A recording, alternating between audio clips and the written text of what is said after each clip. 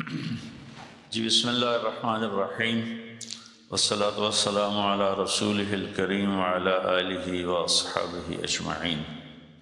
جہاں تک احتیاطی تدابیر کا تعلق ہے وہ تو بہت زیادہ ڈسکس ہو چکی ہیں اور بہت زیادہ اس کو میڈیا نے بھی ماشاءاللہ اس کو ابھارا ہے، اس کو نکھارا ہے اور اپنے اپنی جگہ پر ہر جگہ اس پر بحث ہو رہی ہے۔ یہ ہے، میں ایک چھوٹی سی حکایت سناتا ہوں۔ ہارون رشید کا والد تھا مہدی بن ابو جعفر منصور۔ اس کے زمانے میں قحط آ گیا اور لوگ بھوکے مرنے لگے، کتے بلیاں بھی کھانے لگے۔ تو مہدی رات کو لیٹا ہوا تھا تو ایک خادم اسے دبا رہا تھا، تو اس نے اپنے خادم سے کہا کہ کوئی کہانی سناؤ، میں بہت دکھی ہوں رعایا کے لیے۔ اس نے کہا امیر المومنین، ایک لومڑی جا رہی تھی سفر پہ تو بیٹے کو لے گئی شیر کے پاس کہ تو بادشاہ ہے، اس کو اپنے پاس رکھ لے امانت۔ اس نے کہا ٹھیک۔ اس نے اس کو اپنے کندھوں پہ بٹھا لیا اور لیے پھرتا تھا۔ ایک دن عقاب کی نظر پڑی تو اس نے جھپٹا مارا اور اٹھا کے لے گیا۔ لومڑی واپس آئی، اس نے آ کر کہا بادشاہ سلامت، میرا بچہ کا وہ تو عقاب لے گیا، کہ میں تو آپ کے حوالے کر کے گئی تھی۔ تو شیر نے کہا میری بہن، اگر وہ زمین کی جنگل کی آفت ہوتی تو میں لڑ کے دکھاتا، وہ آسمان کی آفت تھی، اس سے کون لڑ سکتا ہے؟ تو پھر اس نے کہا امیر المومنین، یہ قحط اگر زمین کی آفت ہوتی تو آپ لڑتے، تو اوپر سے آئی آفت ہے، اس سے بات کرو جو اوپر والا ہے تو کام بن جائے گا۔ اس وقت کی ساری جو تھی ایگریکلچر، زراعت، وہ ساری بارش پر تھی، تو اس نے اسی سے ہی لوٹا مسلح منگوا کے وضو کیا، مسلح پہ کھڑا ہوا، سجدے میں سر رکھا اور اتنا رویا کہ سارا مسلح بھیگ گیا۔ اور یہ یاد رہے کہ وہ 3 بر اعظم پر حکومت کر رہا تھا اس وقت مہدی۔ تو ابھی وہ مسلح سے اٹھا بھی نہ تھا کہ اللہ تعالیٰ نے بادل بھیجے اور پوری عباسی سلطنت میں بارش ہو گئی۔ میں معذرت کے ساتھ اختلاف رائے تو ہر آدمی کو حق ہے، ہم جو ایک لفظ استعمال کر لیں لڑنا ہے، یہ آسمانی آفت ہے، اس سے لڑنا نہیں ہے، اس کا علاج کر کے اللہ کو عاجزی دکھانی ہے اور اپنا سر سجدے میں رکھ کے رونا ہے۔ اس سے ہم لڑ نہیں سکتے، اس لفظ کو اپنی زبان سے نکال دیں، چاہے دل میں اس کے بارے میں کوئی تکبر نہ ہو، لیکن یہ لفظ اللہ کو پسند نہیں ہے کہ مجھ سے لڑنا چاہتے ہو۔ دیکھنا ایک چھوٹے سے وائرس سے اللہ نے ساری دنیا کو ہلا کے رکھ دیا۔ میں ایک حدیث سنا کے پھر دعا کرتا ہوں۔ پہلے ایک دعا ہے، ما اصابکم مصیبت فبما کسبت ایدیکم، تم پر جو آفت آتی ہے تمہارے اپنے گناہوں کی کمائی ہوتی ہے۔ ان ینصرکم اللہ فلا غالب لکم، میں تمہارا ساتھی بن جاؤں تو کون تمہیں نقصان پہنچا سکتا ہے۔ وَإِن يَخْذُلْكُمْ فَمَنْ ذَا الَّذِي يَنصُرُكُمْ مِنْ بَعْدِهِ، اگر میں تمہیں چھوڑ دوں تو پھر کون سی ایٹمی طاقت تمہیں بچائے گی۔ إِن يَمْسَسْكَ اللَّهُ بِضُرٍّ فَلَا كَاشِفَ لَهُ، اگر میں تمہیں تکلیف میں ڈالوں میرے سوا اسے کوئی نہیں ٹالے گا۔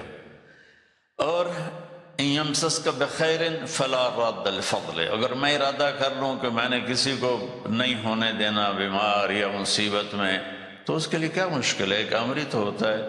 40 دن ابراہیم علیہ السلام آگ میں بیٹھے رہے، 40 دن یونس علیہ السلام مچھلی کے پیٹ میں رہے، وہ تو فعال لما یرید ہے۔ تو ہم یہ جو ظاہری اسباب اختیار کر رہے ہیں ان کو بھی پوری طرح اختیار کرنا ہے، ساری احتیاط کرنی ہے۔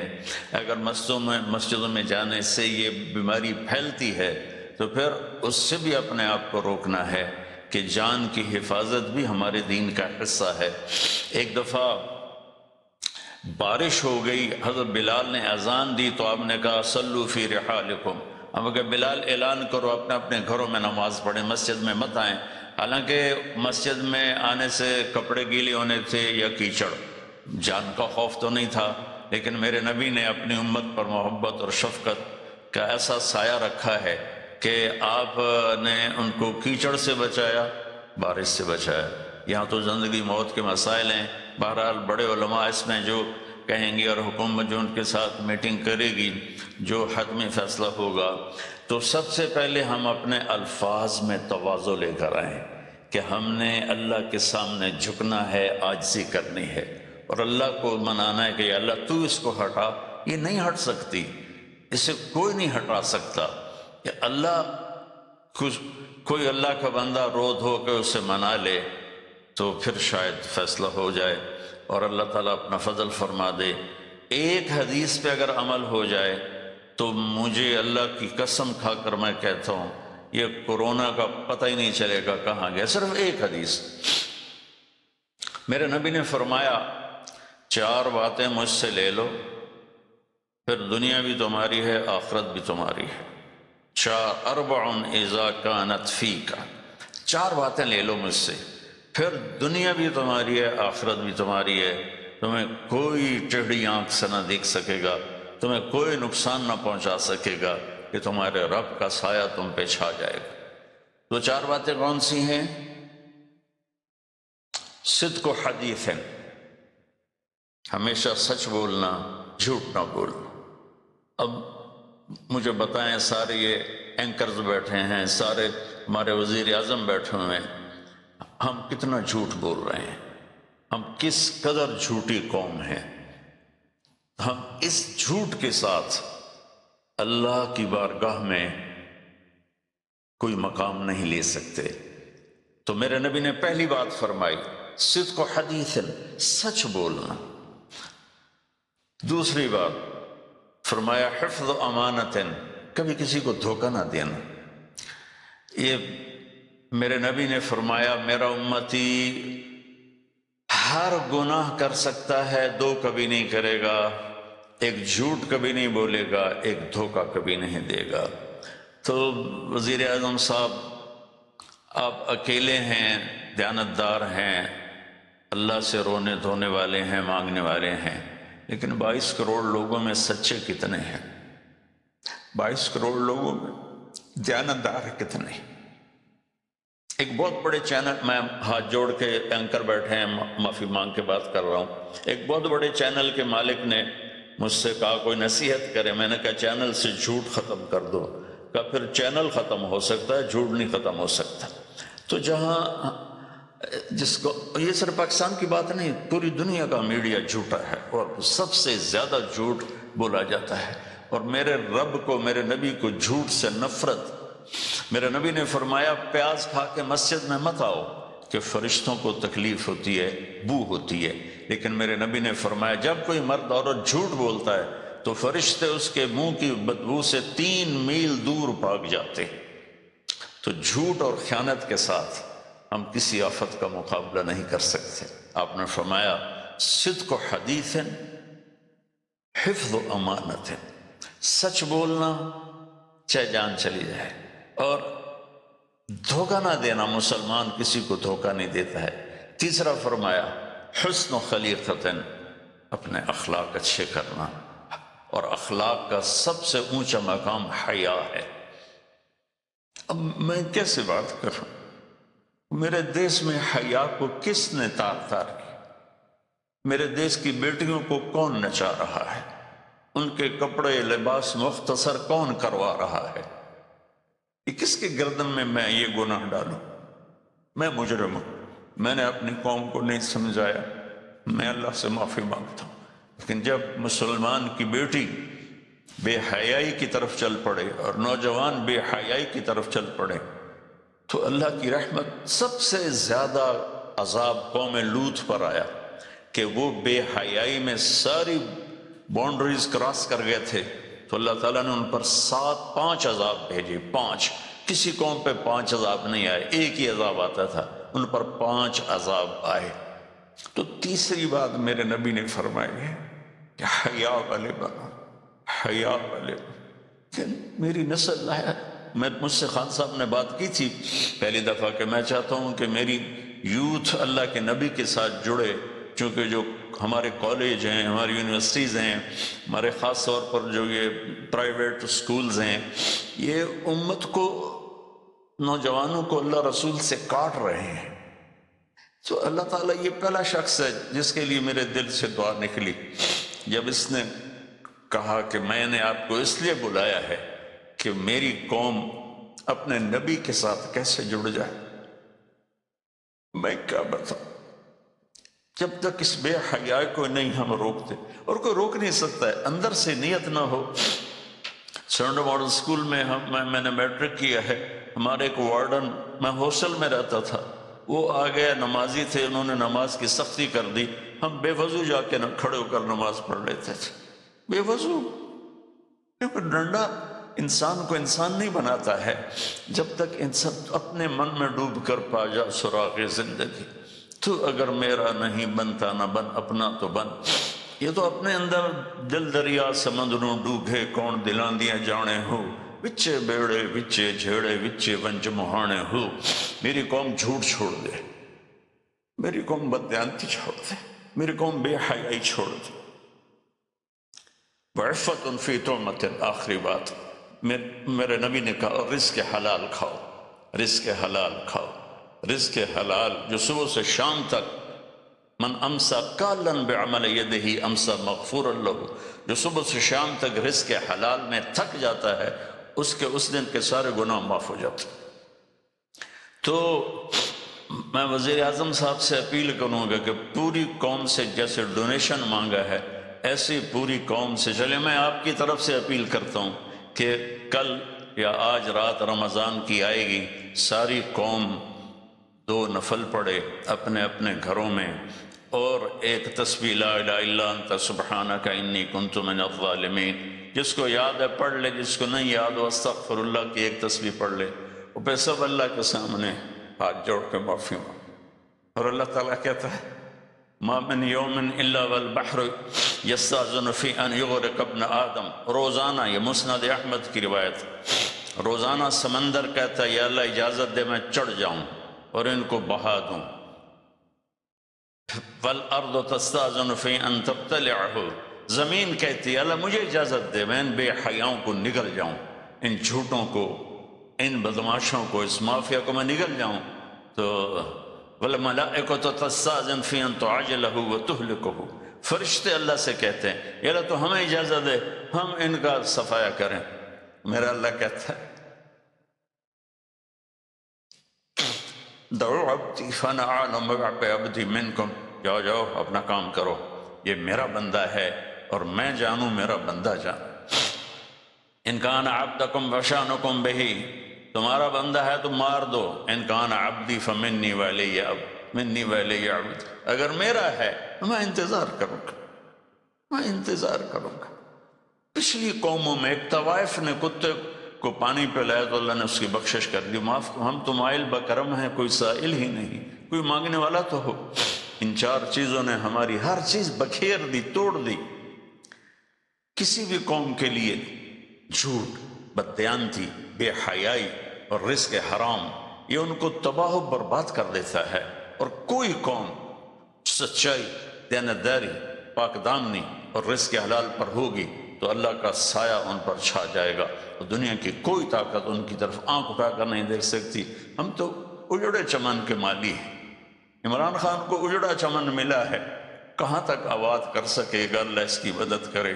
چمن کے تخت پر جس دم شہ گل کا تجمل تھا، ہزاروں بلبلیں تھی باغ میں، ایک شور تھا، غل تھا، کھلی جب آنکھ نرگس سی، نہ تھا جز خار کچھ باقی، بتاتا باغ مارو رو، یہاں غنچہ یہاں گل تھا، یہاں غنچہ یہاں گل تھا۔ ابھی عمران صاحب نے یرموک کی اور قادسیہ کی بات کی، کتنے تھے؟ 30,000 تھے خالد ابن ولید کے کمانڈ میں، اور سامنے باہان جو تھا وہ 3 لاکھ کا لشکر لے کر آیا ہوا تھا، اور قادسیہ کے میدان میں بھی 30,000 صحابہ تھے، اور ادھر سے جو رستم تھا وہ 3 لاکھ کا لشکر لے کر آیا ہوا تھا، ان کے ساتھ اللہ تھا۔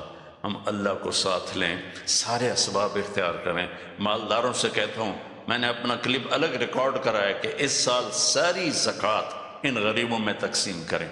آپ تک تو ہر آدمی نہیں پہنچ سکے گا، اپنے اپنے علاقے میں جو مالدار لوگ ہیں وہ اپنی زکوٰۃ غریبوں میں ان میں تقسیم کریں، ان کے گھر جا کر دیں. ان سے کسی ایک کی دعا لگ گئی نا تو 7 نسلیں ہماری آباد ہو جائیں گی. تو بس میں معافی چاہتا ہوں، آپ نے مجھے کافی دیر بٹھایا تو میں نے بھی تھوڑا سا آپ کا ٹائم لے لیا. تو آپ درود شریف پڑھیں اور ہم اللہ کی بارگاہ میں دعا کرتے ہیں. اللهم صل على محمد وعلى آل محمد كما تحب وترضى. اللهم لك الحمد كما أنت أهله وافعل بنا ما أنت أهله إنك أهل التقوى وأهل المغفرة. اے میرے رب، ہمیں تسلیم تو ہم سے ناراض ہو گیا، تو نے سمجھایا اب کوئی نہ سمجھے، تو ہمیں بلاتا رہا، ہم نے پیچھے مڑ کے نہیں دیکھا، تو نے ہمیں حرام سے روکا، ہم نے ہر حرام کو اپنا کاروبار بنایا، تو نے بے حیائی سے روکا، ہماری نسل نے کپڑے اتار دیے، تو نے رزق حلال کا کہا، ہمارے تاجر سود میں ڈوب گئے، دھوکے میں ڈوب گئے، طاقتور ظالم بن گیا.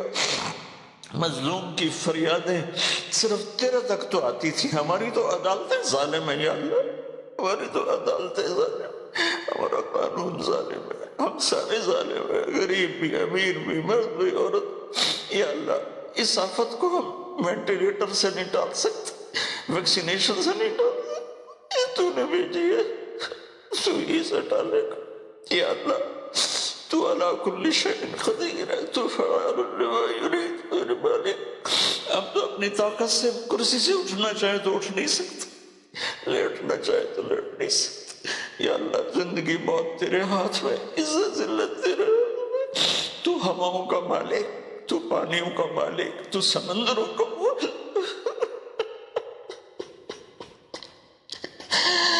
اور مالک بہت ساری منتی ہے، مان جائے. اللہ ہمارے پاس کچھ نہیں ہے، خالی جولی ہے، گناہوں سے بھرا ہوا ہے یہ سارا دامن، گناہوں سے بھرا ہوا ہے، نفرتوں سے، فرقہ واریت سے، سود سے، جھوٹ سے، قتل و غارت سے، بے حیائی سے، بے پردگی سے، ہر بلاک ہمارے دم. لیکن میرے مولا، میرے مالک، رب تو ہی ہے نا. یا اللہ ہم تو تجھے ہی مانتے ہیں میرے مولا، لا الہ الا اللہ کا ہم اقرار کرتے ہیں، یہ تجھے سب سے زیادہ پسند، محمد رسول اللہ کا اقرار کرتے ہیں جو تمہیں سب سے زیادہ پسند. آگے ہمارے بعد بہت سی نافرمانی ہے میرے مولا، ہم پیسے کے غلام بن گئے، شہرت کے غلام بن گئے، موت کو بھول گئے، قبر کو بھول گئے، تیرے سامنے کھڑے ہونے کو بھول گئے. اس بڑی آفت میں ہم قصوروار ہیں، ہم اس سے نہیں لڑ سکتے. یا اللہ ہم تو معمولی سے بخار سے نہیں لڑ سکتے، یہ تو بہت بڑی آفت ہے میرے اللہ. تو دور کر دے یا اللہ، تیری منت دور کر دے یا اللہ، تیری منت دور کر دے میرے مولا، میرے مولا دور کر دے میرے مالک. اپنے حبیب کے آنسوؤں کے تحفے یا اللہ، وہ احد میں تو ٹوٹے دانتوں کے تحفے میرے مولا، اپنے محبوب کے صدقے ہماری مصیبت ہٹا دے یا اللہ. ہمارے پاس کچھ نہیں ہے، نہ دوا ہے، نہ ہسپتال ہے، نہ ڈاکٹر ہے، کچھ بھی نہیں ہے، صرف تو ہے. آ جا یار، آ جا. تو لا مکان لا زمان ہے، تو آنے جانے سے پاک ہے. یہ ہماری احمقانہ فریاد ہے. آ جا میرے مولا، ہر تمنا دل سے رخصت ہو گئی، اب تو آ جا، اب تو خلوت ہو گئی، ساری دنیا ہی سے وحشت ہو گئی، اب تو آ جا، اب تو خلوت ہو گئی. یا اللہ تیرے آنے سے کام مت اسے ہٹا سب. اور یا اللہ جن چیزوں سے تو ناراض ہوتا ہے ہم اس سے توبہ کرتے ہیں، ہم اس سے توبہ کرتے ہیں، ہم اس سے توبہ کرتے ہیں، مجھ سے توبہ. میں 22 کروڑ عوام کی طرف سے تیری بارگاہ میں توبہ کرتا ہوں. انہوں نے مجھے اپنا نمائندہ بنایا، میں تیرا حقیر گنہگار بند. یا اللہ میرے ساتھ بے شمار لوگ رو رہے ہوں گے، میں تو ٹی وی پہ نظر آ رہا ہوں، شاید ریاکاری ہو، لیکن جو بچیاں بچے بوڑھے جوان گھروں میں بیٹھے رو رہے ہیں، یا اللہ ان کے آنسو تو پاکیزہ ہیں، اور آنسو تجھے بڑے پسند.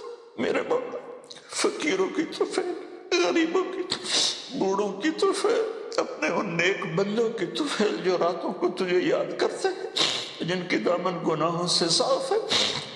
ایسے بندوں سے ہمارا دیس بھرا ہوا ہے، خالی نہیں ہے یار، لیکن اکثر تو ہم نافرمان ہیں۔ یا اللہ تو ہمیں معاف کر کے اس آفت کو ٹال دے، اس کا علاج ہمیں دے دے، یا اپنے غیب سے اس کو ہٹا دے۔ تو ہر چیز پر قادر ہے، تو حکومت کی مدد فرما۔ یا اللہ تو جتنے بھی اس کے لیے کوشش کر رہے ہیں ان سب کی مدد فرما۔ اور یا اللہ ان ڈاکٹروں کو جزائے خیر عطا فرما جو زندگی موت کی جنگ لڑ رہے ہیں۔ یا اللہ تو ان ڈاکٹروں کو جزائے خیر عطا فرما۔ یا اللہ جو اس میں مر رہے ہیں وہ سب شہید ہیں، ان کے درجے بلند فرما۔ جو مریض ہو گئے ان کو صحت کاملہ عطا فرما۔ یا اللہ ہم لاک ڈاؤن کرے تو ایک ایک کمرے میں 10 آدمی بیٹھے ہیں، لاک ڈاؤن کا کیا فائدہ؟ یا اللہ یہ تو تو ہی دور کرے گا اس آفت کو، یہ لاک ڈاؤن سے نہیں جائے گی، اس صرف فضل سے جائے گی۔ میرے مولا جیسے چھوٹا بچہ روتے روتے ماں سے کہتا اماں ہن میں تھک پیا رو رو کے، ہن تو میری گل مان جا میرے مالک، میرے اللہ، میں رو رو کے تیرے سامنے تھک گئے، مان جا یا اللہ، ہمارے پاس کچھ نہیں۔ اپنے حبیب کے طفیل، ان کے صحابہ کے طفیل، ان کی اولاد جن کے کربلا میں سر کٹے اور نیزوں پہ چڑھ گئے، سب سے چھوٹے معصوم عبداللہ کے طفیل، یا اللہ پوری دنیا سے اس آفت کو ہٹا دے۔ تیرا نبی رحمت للعالمین تھا، رحمت للمسلمین نہیں تھا۔ میں یا اللہ انہی کی طفیل دعا کرتا ہوں کہ غیر مسلموں کو بھی اس سے نجات عطا فرما، وہ بھی تیرے بندے ہیں، تو نے انہیں بنایا ہے، انہوں نے تجھے نہیں پہچانا تھا، ان کا قصور ہے پر تیرے بندے ہیں، تجھے ان سے بھی پیار ہے۔ یا اللہ پوری دنیا کے 6-7 بر اعظم میں جہاں جہاں یہ وبا اپنے پنجے گاڑ چکی ہے، یا اللہ تو ان کو سب کو، اور خاص طور پر امت مسلمہ اور خاص طور پر حرمین شریفین، یا اللہ اس دفعہ حل بھی نہیں ہوگا، حرم میں یا اللہ جگہ نہیں ملتی تھی روزانہ، آج صرف وہ کام کرنے والے تراویح پڑھے گا، وہ بھی آدھی پڑھے گا۔ یا اللہ میرے والد، اے اللہ جیسے بچہ ماں سے ضد کرتا ہے اماں کر دے، اماں دے دے، آخر وہ کہتی ہے اچھا میرا سر نہ کھا لے جا۔